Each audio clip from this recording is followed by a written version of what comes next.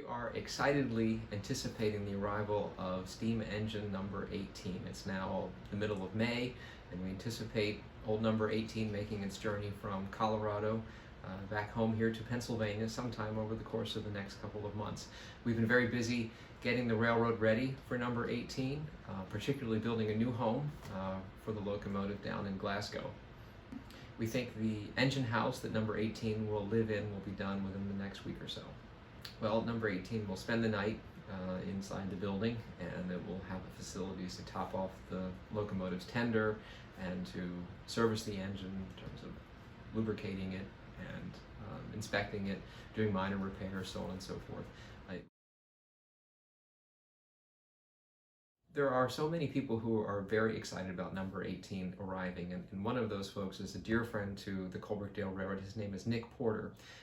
And about 2 weeks ago, Nick and his mom stopped by the office, and they brought this wonderful little book that tells the history of little engine number 18.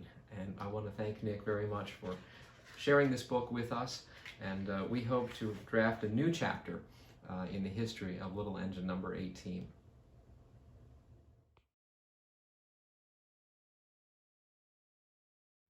I'm John Faltz. I live in Charlottesville, Virginia, and I bought in retirement a caboose which ended up being donated to the Colebrookdale Railroad. In fact, it was the first piece of equipment that the railway ever owned. And at that point, we just had a locomotive. We were actually renting a locomotive. We didn't have any passenger cars. It was on the Knox and Kane Railroad up near Warren, Pennsylvania. And in a moment of utter stupidity, I decided I saw it and I wanted it. On the Pennsylvania Railroad, they were known as cabin cars. And they were looking for a home for it. I put out a flyer saying it was looking for an operating home. We had several invitations of different tourist railroads that said they would really like it, they'd run it. And so I sent a letter to John Faltz, and just a few days later I got an email back and said, well, we'd like to come to Boyertown and meet you and the folks that are driving the Colebrookdale Railroad, and meet the folks from Boyertown, and just see what's going on. I wasn't certain. So I said one of the stipulations would be that you had to give $5,000 to the National Rail Historical Society Restoration Fund. None of the other railroads were interested in doing this.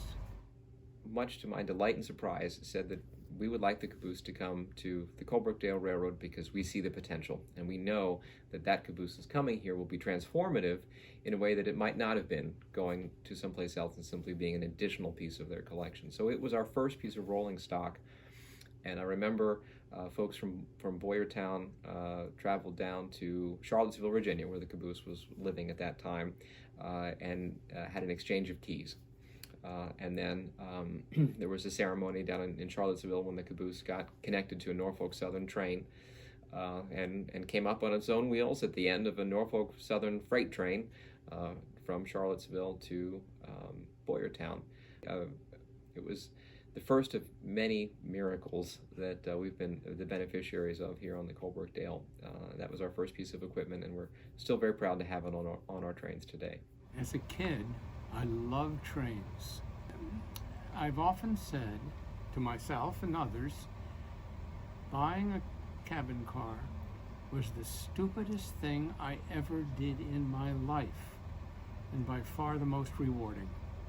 It has just been a marvelous experience.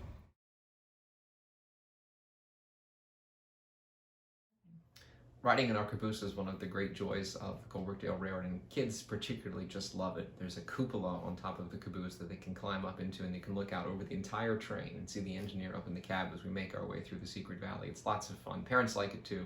But the caboose is a perfect place for a birthday party. And I remember when I was little, my parents rented out a caboose and we had a birthday party in there, and I always remember that. And so I'm very pleased to be able to offer that same experience to little boys and girls on board our railroads.